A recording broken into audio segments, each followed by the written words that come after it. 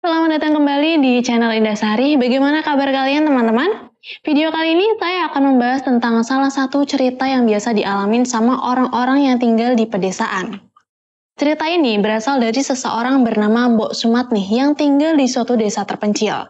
Dia dikenal sebagai orang yang ahli dalam mengobati orang yang patah tulang atau sekedar kesleo, dan orang-orang biasa menyebutnya sebagai ahli sangkal putung. Mbok Sumatnih ini terkenal kalau ngobatin orang itu pinter banget. Pasiennya nggak akan ngerasain sakit ketika diurut atau dipijat. Tapi di balik semua itu ada alasannya. Alasannya adalah Mbok Sumatnih ini memiliki perewangan. Buat yang belum tahu perewangan itu apa, perewangan itu semacam peliharaan makhluk halus yang biasa didapetin dari isian dukun atau tapa brata dengan tujuan tertentu. Nah, buat teman-teman yang barangkali lebih tahu detail tentang perewangan bisa komen di bawah ya.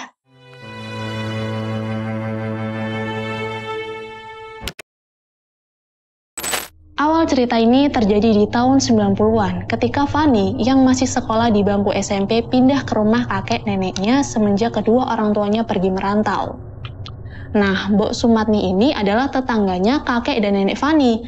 Tempat tinggal Mbok Sumatnih hanya berjarak 9 rumah dan tepat di samping rumahnya terdapat aliran sungai yang lumayan besar.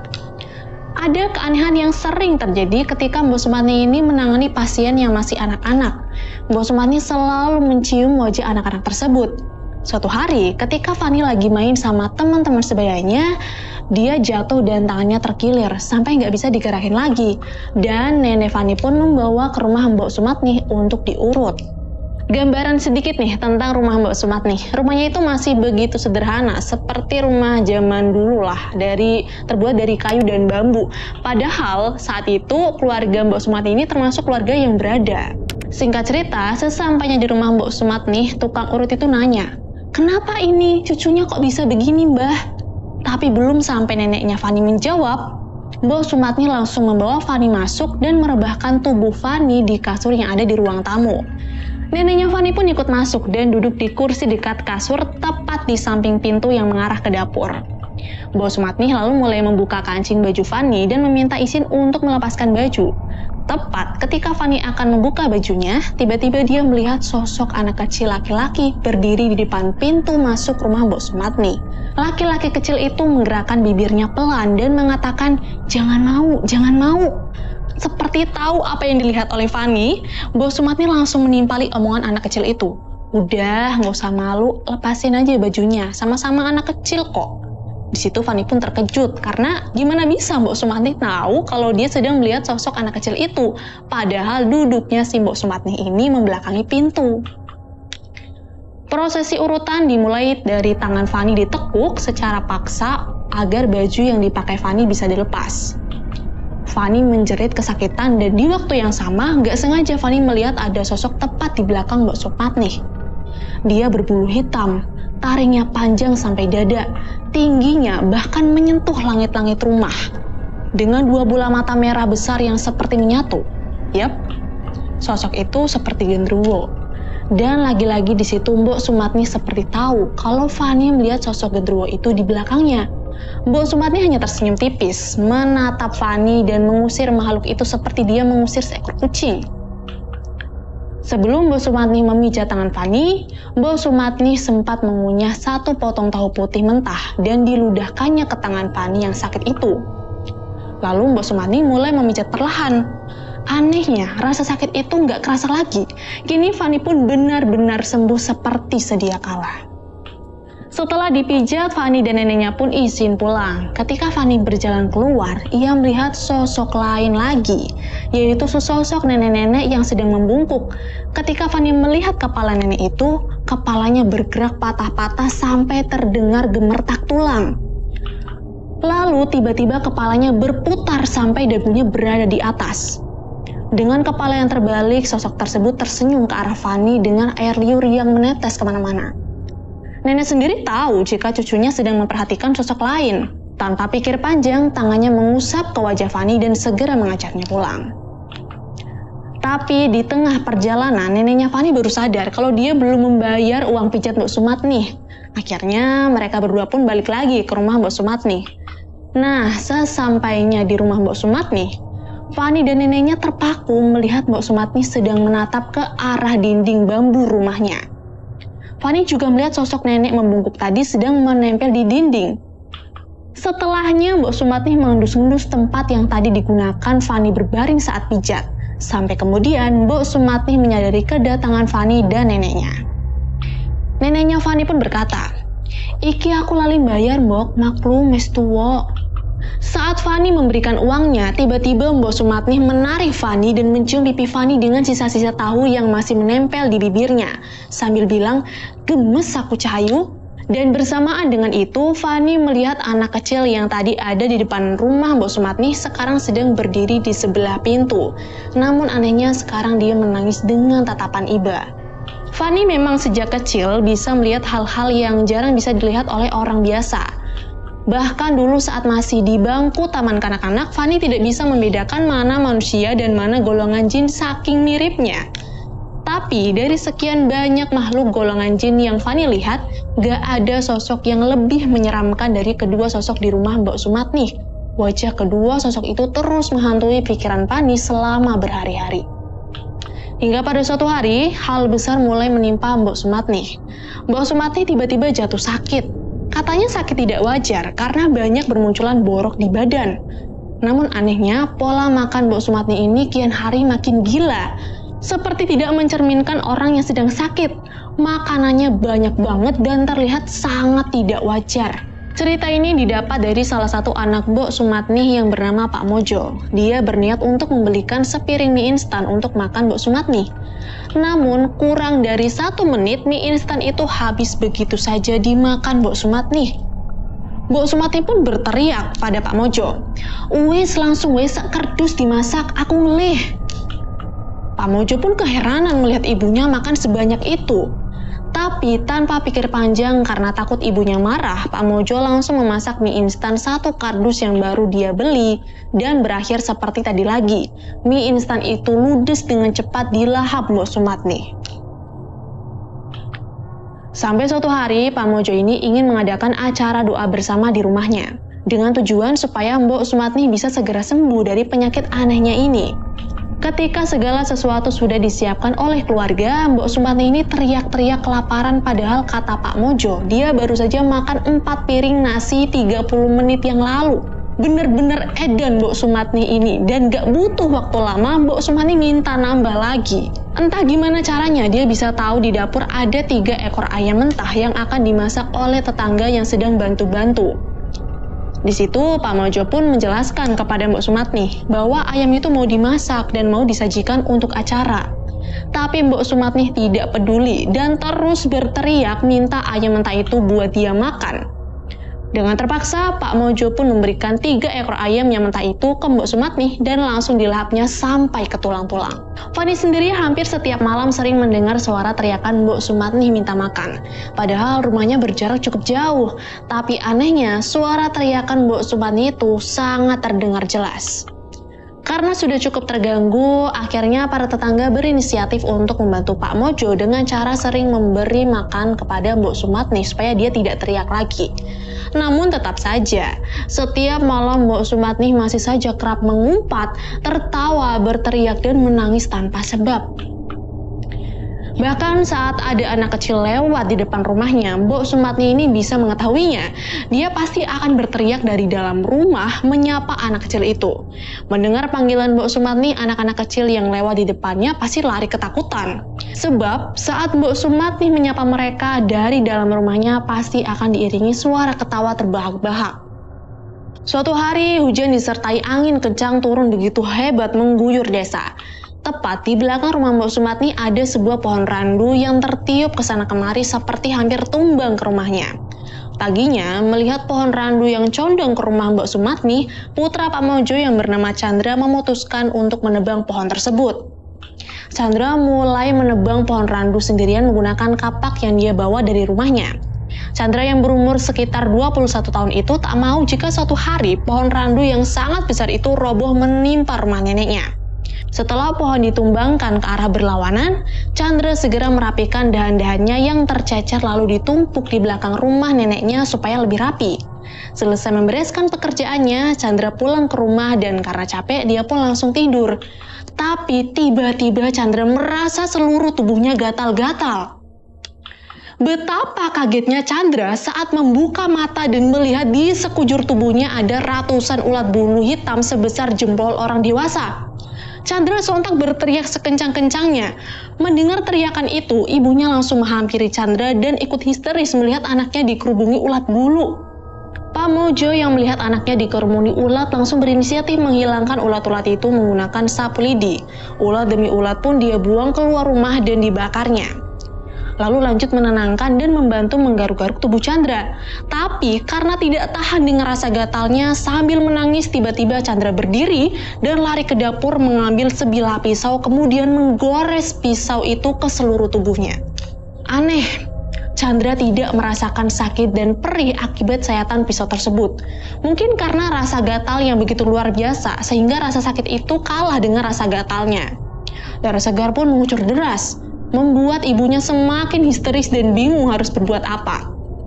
Selesai membuang dan membakar semua ulat tadi, Pak Mojo langsung memanggil Mbak Jali untuk meminta tolong membantu menyembuhkan anaknya. Karena ia yakin apa yang terjadi sama anaknya itu berhubungan dengan pohon yang ada di belakang rumah ibunya. Sebab tidak mungkin rasanya tiba-tiba ada banyak ulat, apalagi ulat ini bahkan bukan ulat sembarangan. Rasa gatal yang disebabkan oleh ulat ini berkali-kali lipat rasanya. Mbak Jali sendiri adalah tokoh yang dituakan di desa. Beruntung rumahnya tidak terlalu jauh, jadi Mbak Jali bisa segera datang menemui Chandra. Sesampainya di rumah Pak Mojo, Mbak Jali segera masuk ke kamar Chandra. Beliau langsung melihat ke arah langit-langit kamar, tepat di atas kasur Chandra. Matanya terpaku ke satu titik sambil membaca doa. Tangannya menggenggam sesuatu dan melemparkannya ke arah langit-langit itu. Dan ternyata yang dia lempar ialah garam krosok. Setelah itu dia menghampiri Chandra dan merebut paksa pisau yang sedari tadi digoreskan ke tubuhnya sendiri. Di situ Chandra semakin meronta dan meminta pisaunya dikembalikan. Untung Pak Mojo sigap memegang Chandra dengan erat. Mbak Jali lalu memegang kepala Chandra dan menuntunnya ke kamar. Mbak Jali menyuruh Pak Mojo untuk membersihkan darah yang terdapat di badan Chandra. Lalu Mbak Jali mengeluarkan garam krosok dari sakunya dan menaburkan ke seluruh bagian tubuh Chandra sembari membaca doa-doa. Lambat laun rasa gatal yang Chandra rasakan itu pun berkurang dan berganti dengan rasa sakit akibat sayatan pisau tadi ditambah taburan garam yang ada di badannya. Mbak Jali lalu meminta Chandra untuk terus membaca ayat kursi dan menyuruhnya mencoba tidur. Tak lama setelah Chandra tidur, Pak Mojo bertanya sebenarnya apa sih yang terjadi kepada Chandra. Mbak Jali menghela napas panjang sembari memejamkan mata lalu berkata bahwa semua itu ulah makhluk pengikut Mbok Sumat nih. Makhluknya nggak terima kalau pohon itu ditebang karena pohon tersebut adalah tempat tinggalnya. Mendengar itu, Pak Mojo dan istrinya terdiam dan melihat satu sama lain. Mereka keheranan, makhluk seperti apa yang bisa bikin anaknya sampai seperti ini? Seolah paham dengan kebingungan pasangan suami istri itu, Mbak Jali menyarankan mereka memanggil orang pintar untuk mencoba membersihkan perewangan yang ada di rumah maupun di dalam tubuh Mbok Sumat nih. Keesokan harinya Pak Mojo pergi ke suatu tempat di pegunungan untuk menemui seorang dukun yang dikenal sakti dan bisa menyelesaikan masalah ini. Di waktu yang bersamaan, Mbok Sumatni sedang mengumpat dan mengutuk setiap orang yang lewat di depan rumahnya. Setiap kali azan berkumandang, Mbok Sumatni juga akan langsung berteriak hingga suaranya begitu keras dan mengalahkan suara azan tersebut. Berulang-ulang kali sampai azannya selesai. Tapi tidak ada satupun warga yang berani mendekati dan menegur Mbok Sumatni. Selain karena takut akan tingkah laku Mbak Sumatni yang belakangan ini tidak seperti manusia selayaknya, mereka juga takut kalau sakit yang diderita Mbak Sumatni ialah penyakit menular. Kadang mereka hanya memberikan makanan ke Pak Mojo atau istrinya sebagai bentuk rasa prihatin atas apa yang keluarga mereka alami. Warga yang menjenguk secara langsung pun hanya sesekali saja dan kebanyakan tidak berani untuk lama-lama melihat kondisi Mbak Sumatni. Sore itu, dukun yang dijemput Pak Mojo datang. Lantas, dukun itu langsung masuk ke rumah Mbok Sumatni dengan ditemani Pak Mojo. Warga yang penasaran pun berkerumun tak jauh dari rumah Mbok Sumatni. Meskipun takut, tapi mereka ingin tahu apa sih sebenarnya yang menimpa Mbok Sumatni. Entah apa yang terjadi di dalam sana, yang jelas dari luar warga melihat rumah Mbok Sumatnih yang tadinya sedikit miring ke kiri mulai berubah miring ke sisi kanan. Anyaman bambu dari rumah Mbok Sumatnih seolah tertiup angin, padahal tidak ada angin yang menerjang saat itu. Tidak lama kemudian, Pak Mojo keluar bersama dukun itu. Fani melihat bagian leher dan tangan dukun tersebut berdarah, lalu ia berkata, "Aku mau ngison juga walu prewangan Mbok Sumatnih, tapi si ono 70 prewangan meneh." Mendengar hal tersebut, Pak Mojo protes karena dia sudah bayar mahal.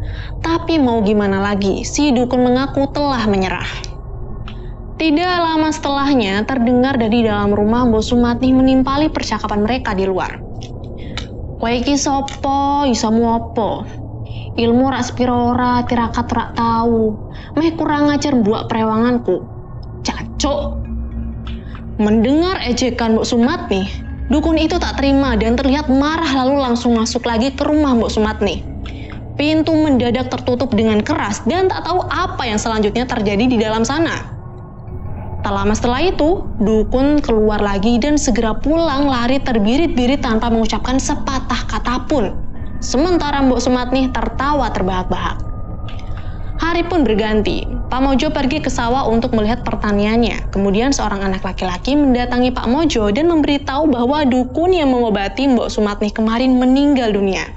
Ternyata laki-laki ini adalah anak dari dukun yang kemarin mengobati Mbok Sumatnih. Walaupun sempat kaget, Pak Mojo berinisiatif untuk takziah ditemani anak dukun itu. Selama perjalanan mereka tidak saling berbicara sampai Pak Mojo mulai keheranan. Bagaimana bisa dukun itu meninggal setelah menangani ibunya? Sesampainya di rumah sang dukun, ia meminta izin pada anak lelaki itu untuk melihat wajah dukun tersebut. Napas Pak Mojo tercekat melihat kondisi jasad dukun itu menganga dan matanya melotot. Terdapat luka robek di lehernya seperti dicakar oleh kuku yang sangat tajam. Pak Mojo pun memalingkan muka, lalu mengaji guna mendoakan sang dukun. Dia mengikuti prosesi pemakamannya sampai selesai lalu kembali pulang ke rumah dengan perasaan yang masih was-was dan keheranan mengapa dukun itu meninggal dengan kondisi yang sedemikian menyeramkan. Di rumah lagi-lagi Pak Mojo mendengar Mbok Sumatnih berteriak puas atas kematian dukun itu. Pak Mojo pun heran mengapa ibunya bisa tahu, tapi kemudian dia berpikir, mungkin itu ulah ibunya dan prewangan yang dia miliki. Entah dari mana Mbok Sumatnih mendapatkan semua prewangan jahat itu. Yang jelas, warga di desa tidak ada yang tahu termasuk keluarga Mbok Sumatnih sekalipun. Fani cuma dapat sedikit cerita dari neneknya bahwa orang-orang zaman dulu itu pasti memiliki aji jaya kawijayan atau ilmu tentang cara memperoleh kemenangan dalam menghadapi lawan atau musuh, baik yang didapatkan secara tapa berata yaitu berdiam diri di suatu tempat sakral atau didapat secara instan lewat isian kodam dan kontrak dengan seorang dukun. Namun karena kasusnya seperti ini, besar kemungkinan semasa hidupnya Mbok Sumatnih melakukan tapa berata. Banyak orang zaman dahulu yang melakukan hal demikian, tapi jika sebelum masa tuanya tidak segera dihilangkan atau bertobat, dapat dipastikan bahwa mereka akan mengalami kesusahan ketika sakaratul maut atau tak jarang juga menderita sakit aneh yang cenderung bertahun-tahun. Hal ini semacam sunatullah bahwa siapapun yang bekerja sama dengan bangsa halus dalam hal untuk memperkaya diri sendiri dan melakukan keburukan, maka dia punya peluang besar di suatu hari nanti untuk mengalami nasib naas di masa tuanya. Hal inilah kemungkinan yang menimpa Mbok Sumatnih bahwa dia melakukan kontrak ilmu hitam tertentu dengan bangsa halus dan belum sempat bertobat. Kejadian ini selain merugikan secara materi, tentu merugikan secara mental dan psikis keluarga Pak Mojo. Mereka merasa tertekan dengan ulah Mbok Sumatnih yang kian hari makin tak masuk akal. Bahkan kemarin seorang dukun harus tewas karena mencoba untuk membantu keluarganya. Pak Mojo juga tidak enak hati sama warga yang kerap memberikan makanan buat Mbok Sumatnih. Karena bukannya berterima kasih, Mbok Sumatnih ini malah sering mengolok-ngolok warga yang kerap memberinya makan. Penyakit Mbok Sumatnih makin hari malah makin parah. Borok yang ada di sekujur tubuhnya menjalar sampai kemana-mana. Kadang, belatung juga terlihat menggerogoti dagingnya. Belum lagi dari bahu kanan ke pinggang ada luka borok memanjang yang cukup dalam. Cairan nanah dan bau busuk sampai keluar. Setiap hari, Mbok Sumatnih buang kotoran di tempat dia berbaring, karena untuk duduk pun dia tidak mampu. Akhirnya, atas saran warga, Pak Mojo mau meminta tolong ke seorang kiai. Tapi masih saja tidak ada yang berhasil menyembuhkan atau sekedar mengurangi kebiasaan buruk Mbok Sumatnih. Bahkan, dokter pun sudah banyak yang dipanggil, tapi mereka lebih memilih menyerah daripada menghadapi penyakit aneh yang dialami Mbok Sumatnih ini. 1 tahun pun berlalu, namun Mbok Sumatnih makin menjadi-jadi. Kejadian janggal bukan hanya dialami oleh keluarga Pak Mojo, tapi juga warga desa. Salah satunya adalah Pak Haji Rohman. Suatu pagi, Pak Haji Rohman dan menantunya pergi ke masjid untuk menunaikan sholat subuh. Dia melihat Mbok Sumatnih sedang kencing di tangga kecil teras masjid padahal pagar masih terkunci. Bagaimana bisa Mbok Sumatnih ada di sana? Belum lagi dia sedang sakit dan bahkan untuk duduk pun dia nggak mampu. Akhirnya Pak Haji pun menegur Mbok Sumatnih sembari membuka kunci gerbang masjid. Mbok Sumatnih cuma menatap Pak Haji dan menantunya dengan tatapan sinis sekaligus tajam. Terdengar Mbok Sumatnih menggeram, badannya dikerumuni laron dan bau anyir badannya tercium begitu menyengat. Tiba-tiba terdengar teriakan dari rumah Mbok Sumatnih yang berjarak 3 rumah dari masjid. Mendengar hal itu, Pak Haji Rohman kaget. Dia dan menantunya hanya bisa saling bertatapan sebelum akhirnya Pak Rohman mengibaskan sejadah ke badan Mbok Sumatnih sambil membaca doa. Mbok Sumatnih palsu yang ada di depannya tiba-tiba lenyap, yang tersisa hanyalah asap tipis kecil dan kemudian hilang. Seminggu berselang, Pak Mojo kembali memanggil dukun yang terkenal Sakti Mandraguna. Dukun itu memasuki rumah Mbok Sumatnih dengan hati-hati sebab dia tahu orang-orang yang sebelumnya telah meninggal dunia. Di dalam rumahnya, mereka hanya saling menatap tajam. Tak ada percakapan sama sekali. Di situ Mbok Sumatnih hanya sesekali tersenyum sinis seperti meremehkan kemampuan dukun ini yang sedari awal komat kamit menerawang jauh ke dalam kehidupan Mbok Sumatnih. Lama berselang, dukun itu mengajak Pak Mojo dan Chandra ke suatu tempat. Dukun itu mengajak mereka berdua ke sumur yang terdapat di ladang warga. Sumur ini biasanya digunakan untuk mengairi sawah, tapi beda untuk Mbok Sumatnih, karena sumur ini biasa dipakai buat Mbok Sumatnih melakukan ritual pemujaan. Bersamanya di sana, dukun itu lantas duduk bersila dan menancapkan keris yang terlihat sudah cukup tua dengan gagang berukir kepala naga. Di depannya terdapat sesaji dan bakaran kemenyan yang Pak Mojo bawa atas arahan dukun tersebut. Saat malam makin larut, bau kemenyan begitu menyengat tercium. Suara jangkrik dan lolongan anjing seolah saling bersautan. Pak Mojo dan Chandra hanya saling memandang duduk di belakang dukun itu tanpa tahu harus melakukan apa. Sampai kemudian, si dukun menyuruh Chandra untuk melihat ke dalam sumur. Mata Chandra terbelalak karena kaget dengan apa yang dilihat dari dalam sumur itu. Dia melihat Mbok Sumatnih duduk dengan tangan dan kakinya seperti kodok, terus lehernya dirantai. Di rantainya juga ada paku-paku yang menancap di leher. Chandra juga melihat ada sosok nenek-nenek setengah kodok yang memegangi rantai itu. Terlihat Mbok Sumatnih sedang memakan kotoran dari sosok nenek-nenek setengah kodok tersebut. Dan melihat kengerian itu, Chandra berpikir bahwa Mbok Sumatnih seperti dijadikan budak. Melihat mbahnya berada di dalam sumur, Chandra berinisiatif ingin menolong, tapi beruntungnya Mbak Dukun dan Pak Mojo langsung memegangi tubuh Chandra. Jika telat sepersekian detik saja, mungkin Chandra sudah terjun ke dalam sumur itu dan mati. Mbak Dukun lalu mengetahui sebuah fakta, bahwa sebenarnya Chandra tidak boleh berada di sana. Mbak Dukun juga sadar kalau Chandra ialah orang yang ditunjuk untuk menggantikan tugas Mbok Sumatnih, guna melayani nenek siluman kodok itu. Lalu karena Chandra terus meronta-ronta, dukun itu pun menotok titik syaraf Chandra yang akhirnya membuat dia pingsan seketika. Mbak Dukun menjelaskan kepada Pak Mojo bahwa Mbok Sumatnih ingin Chandra melanjutkan apa yang sudah dia mulai, alias Chandra adalah satu-satunya pewaris ilmu hitam milik Mbok Sumatnih. Mendengar hal itu, tentu saja Pak Mojo cukup kaget. Dia tidak mau jika anaknya meneruskan kebiasaan tak lazim ibunya. Mbak Dukun lantas menyuruh Pak Mojo untuk membawa Chandra ke rumah Mbok Sumatnih dan meminta agar Chandra ditidurkan semalaman persis di samping Mbok Sumatnih.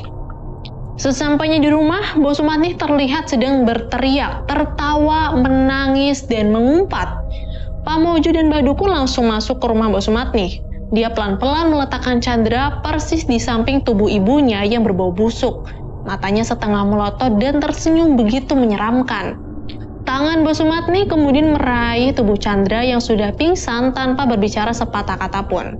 Pak Mojo dan Mbak Dukun lantas menutup pintu rumah Mbak Sumatni dan pulang ke rumah Pak Mojo untuk menceritakan kepada istrinya. Di rumah Pak Mojo, Dukun itu lebih dulu berjalan memutari rumah sambil menyemburkan air kembang dari mulutnya. Sesekali dia juga mengacungkan keris sambil membacakan mantra dengan lantang. Karena ternyata banyak sekali makhluk halus yang datang ke rumah Pak Mojo. Demit-demit itu ingin tahu seberapa besar sih kekuatan Dukun yang sudah membantu Pak Mojo, serta sedang menanti kedatangan majikan baru pengganti mereka, yaitu Chandra. Memang dalam hal ilmu hitam biasanya si pemilik ilmu akan mewariskan apa yang sudah dipelajari kepada keturunannya. Selain karena kontrak perjanjian, juga sebagai upaya mengurangi bebannya kelak di hadapan perewangan yang sudah membantunya di semasa hidup. Malamnya Chandra terbangun. Dia merasakan lehernya agak sakit dan merasa aneh kenapa kasur yang ditiduri terasa lebih keras tidak empuk seperti biasanya. Ketika itu, Chandra melihat ada samar-samar seseorang di depannya. Dia pun membuka mata pelan-pelan hingga sosok itu pun terlihat semakin jelas. Chandra sadar, ternyata seseorang yang di hadapannya adalah Mbok Sumatni. Dalam jarak sejengkal, mulutnya menyeringai dan matanya melotot. Sementara belatung dari borok yang ada di wajah Mbok Sumatni berjatuhan ke wajah Chandra. Tepat di belakang Mbok Sumatni juga ada sosok nenek siluman kodok yang sedang tersenyum lebar menatapnya. Kepalanya berputar dan terdengar bunyi tulang yang patah-patah serta air liurnya menetes kental ke tubuh Mbok Sumatni. Di situ, Chandra cuma bisa tercengang tidak percaya dengan apa yang dia lihat.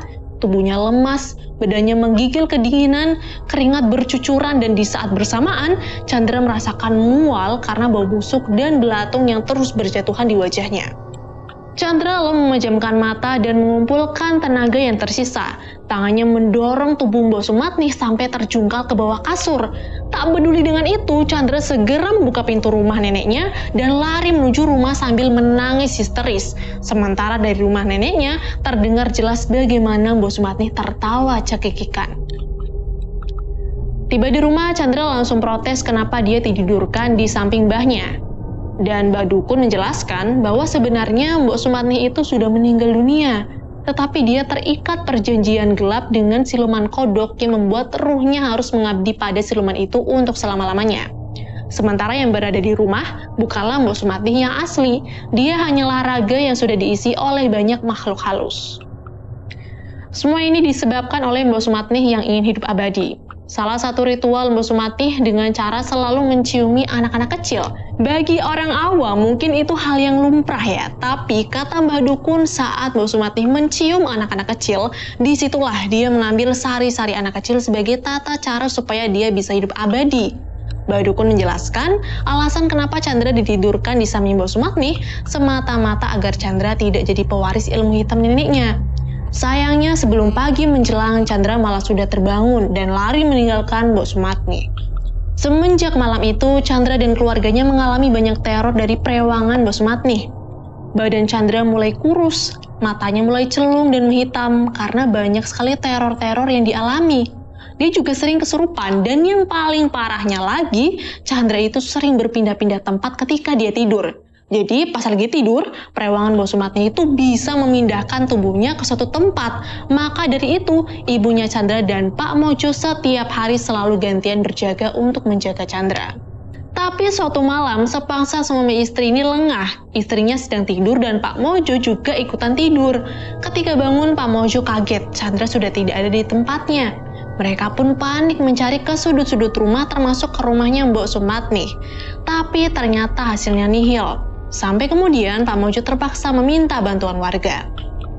Kemudian Pak Mojo teringat tempat di mana pertama kali Chandra bersentuhan langsung atau mendapatkan teror dari perewangan Mbok Sumatni, yaitu di sumur tua yang ada di persawahan tempat yang biasa dijadikan ritual.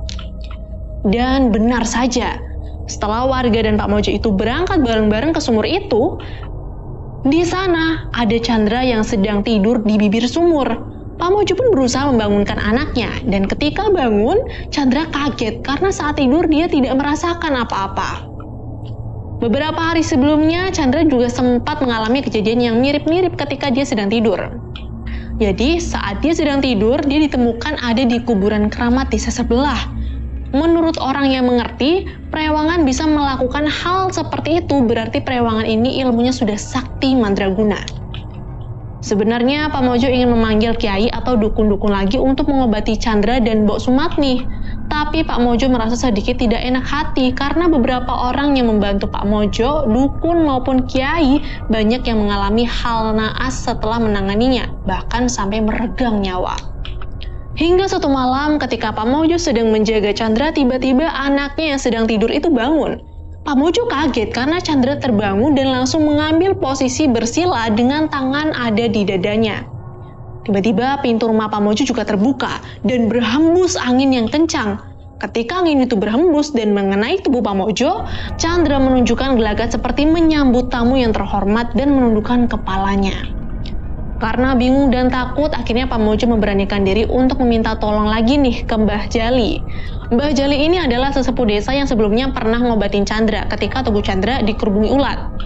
Setelah Mbah Jali ke rumah, Chandra menunjukkan gelagat yang lebih aneh. Yang tadinya dia seperti orang sedang menyambut tamu istimewa, tiba-tiba Chandra menggeram dan mengepalkan tangannya seolah-olah Chandra ini menantang kehadiran Mbah Jali yang ingin mengobatinya. Di sana Mbah Jali menghadapi Chandra dengan agak tenang dan meminta segelas air kepada Pak Mojo, lalu mendoakan segelas air itu. Setelah didoakan, air tersebut dielapkan langsung ke wajah Chandra. Dan yang tadinya Chandra mengeram tiba-tiba dia pun lemas dan kembali normal. Setelah Chandra kembali sadar dan tidak kesurupan lagi, Mbah Jali ini meminta kepada Pak Mojo untuk mulai rajin sholat dan sekedar berdoa agar dihindarkan dari kejadian seperti ini. Namun Pak Mojo dan istrinya tidak menjalankan amanah dari Mbah Jali, karena memang keluarga dari Mbak Sumatni sangat jauh dengan agama dan Tuhannya. Karena mungkin orang tuanya tidak menjalankan apa saran dari Mbah Jali, suatu hari Chandra pun kembali mengalami kesurupan lagi. Bahkan semakin parah. Dia tertawa terbahak-bahak tidak berhenti. Karena Pak Mojo udah merasa nggak enak telah meminta tolong terus kepada Mbah Jali untuk datang ke rumahnya, akhirnya Pak Mojo berinisiatif untuk membawa Chandra ke rumah Mbah Jali saja. Sesampainya di rumah Mbah Jali, tiba-tiba Chandra berteriak kepada Mbah Jali dengan nada yang meremehkan. "Allah, ilmu rak sepirora meh gaya-gaya ngobati aku." Di situ Mbah Jali mulai merasa geram dengan perkataan makhluk yang memasuki tubuh Chandra. Mbah Jali mengambil satu buah kayu yang biasa dipakai Mbah Jali untuk mancing, lalu langsung menyabetkan kayu tersebut ke tubuh Chandra sambil menyuruh makhluk yang ada di tubuh itu keluar. Bukannya keluar, makhluk itu malah makin mengejek Mbah Jali. Dia lompat-lompat dan menempel ke tembok seperti apa yang dilakukan Prewangan Mbok Sumatni siluman kodok itu. Dia lompat ke tembok kesana kemari sambil mengejek Mbah Jali. Karena sudah habis kesabaran, akhirnya Mbah Jali mencoba untuk merobekkan tangannya dengan kail pancing sampai darah segar mengalir, kemudian mengusapkan darah yang ada di tangan Mbah Jali itu ke wajah Chandra. Setelah darah itu dioleskan, Chandra pun kembali tenang dan makhluk yang ada di tubuh Chandra beranjak keluar. Di situ Mbah Jali kembali mengingatkan kepada Pak Mojo untuk memulai sholat dan menjalankan ritual agamanya. Tapi entah kenapa keluarga Pak Mojo masih tetap saja menolak. Hari-hari terus berlalu, Chandra masih sering mengalami gangguan-gangguan dari Prewangan Mbok Sumatni. Kondisi Mbok Sumatni saat itu juga semakin parah karena kulitnya sudah mulai mengelupas dan banyak nanah. Tulang yang ada di badannya itu sudah mulai kelihatan. Tapi anehnya, Mbok Sumatni masih melakukan kebiasaan-kebiasaan buruknya, yaitu masih mengejek orang-orang yang lewat di depan rumah dan porsi makannya masih seperti dulu. Suatu hari, Pak Mojo disarankan untuk menemui kiai yang ada di pegunungan, tepatnya ada di batas kota. Karena menurut informasi, kiai ini cukup kuat ilmunya. Singkat cerita, kiai itu pun datang ke rumah Mbok Sumatni. Tapi apa yang dilihat kiai itu semua di luar dugaan. Rumah Mbok Sumatni terlihat begitu suram dan dipenuhi dengan aura negatif. Saat masuk dan berdiri di depan Mbok Sumatni, kiai itu mulai memanjatkan doa, tapi apa yang terjadi? Mbok Sumatni tiba-tiba meludahi wajah kiai tersebut sambil mengumpat. Walaupun tidak peduli dengan umpatan itu, si kiai nampak mulai takut. Di situ, Pak Mojo hanya bisa duduk di belakang kiai dan tidak tahu harus berbuat apa selain menunggu proses penyembuhan selesai. Beberapa waktu kemudian, setelah ditertawakan berkali-kali oleh Mbok Sumatni, kiai itu pun berdiri. Keringat mulai bercucuran dari kepala dan membasahi sorban. Si kiai itu mengaku kalau Prewangan sudah ditangkap dan dimasukkan ke dalam botol dan menyuruh Pak Mojo untuk segera membuangnya ke Laut Utara oleh anaknya. Tapi Chandra harus melakukannya sendirian. Tanpa pikir panjang, Pak Mojo pun langsung meminta Chandra untuk membawa botol tersebut dan membuangnya ke Laut Utara sesuai dengan arahan dari Pak Kiai. Meskipun kondisi tubuh Chandra kurang sehat dan badannya kurus, Chandra tetap mengiyakan perintah dari Kiai tersebut, lalu menuju ke Laut Utara menggunakan motor. Di tengah perjalanan, Chandra masih baik-baik saja, tapi dari kanan dan kirinya seperti ada yang mengawasi. Pikirnya mungkin itu Prewangan dari Mbok Sumatni. Tidak selang beberapa lama, Chandra pun sampai di Laut Utara. Di situ Chandra bingung karena nggak tahu nih apa yang harus dilakukan atau gimana prosesi caranya membuang botol tersebut.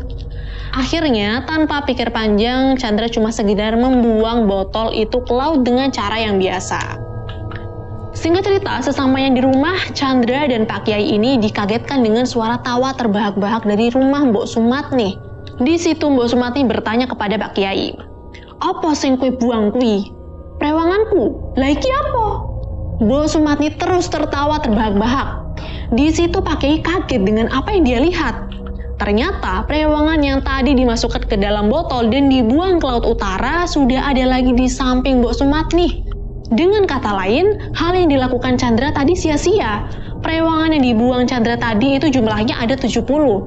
Dan semuanya ada di samping Mbok Sumatni. Di situ Pak Kiai terkejut habis-habisan hingga dia memutuskan untuk menyerah. Setelah kejadian malam itu, Pak Mojo mulai putus asa. Dia udah nggak punya harapan lagi mau minta tolong kepada siapa karena harta yang dimiliki Pak Mojo pun sudah mulai terkuras. Dia mulai kehabisan cara bagaimana mengobati Chandra dan Mbok Sumatni. Di momen-momen bingungnya, beliau masuk ke dalam rumah Mbok Sumatni dan mencoba rebahan di kamar Mbok Sumatni yang dulunya dipakai Mbok Sumatni tidur karena Mbok Sumatni sendiri dipindahkan ke ruang tamu. Di situ Pak Mojo merenung. Sebenarnya apa sih yang terjadi kepada ibunya? Sampai tidak sadar dirinya pun tertidur. Tiba-tiba beliau terbangun karena ada air deras yang mengucur ke tubuhnya. Dia ngerasa kalau di luar itu hujan, makanya ada air yang bocor ke kamar ibunya. Tapi saat dicek, dia kaget karena di luar itu suasananya cerah sekali, nggak ada hujan sama sekali. Tapi begitu Pak Mojo masuk lagi ke kamar Mbak Sumatni, hujan itu turun lagi dengan sangat deras. Pagi harinya, semua warga desa dikagetkan dengan berita kematian Pak Mojo dan istrinya yang tergantung di pohon dekat sumur. Entah apa yang terjadi karena kejadian tersebut berlangsung secara tiba-tiba. Ditambah kondisi Chandra yang semakin parah membuat seluruh warga ketakutan dengan peristiwa ini. Cerita tersebut disampaikan langsung oleh Fani berdasarkan kelebihan penglihatannya, serta cerita dari neneknya sendiri yang berinteraksi langsung dengan keluarga Pak Mojo dan juga tetangga yang menyaksikan kejadian tersebut. Kini rumah Mbok Sumatni ditempati oleh Chandra seorang diri. Dia terasingkan karena satu persatu warga meninggalkan desa karena ketakutan dan berusaha melupakan teror. Hingga saat ini tidak ada yang tahu kabar mengenai desa tersebut karena tidak ada yang berani kembali. Ngeri ya, gimana rasanya tinggal di desa seperti itu. Dan untuk kalian yang sudah mendengarkan kisah ini, semoga selalu diberikan kesehatan dan selalu dalam lindungannya ya. Jadikan kisah ini sebagai pelajaran, karena melakukan perjanjian atau bersekutu dengan setan sampai kapanpun tidak akan pernah menghasilkan kedamaian. Oke teman-teman, untuk pembahasan kisah kelam lain nantikan di video selanjutnya. Terus kalau kalian mau request, tulis di kolom komentar atau bisa DM di Instagram saya @_sarrasa. Sekian video kali ini, sampai ketemu di video selanjutnya.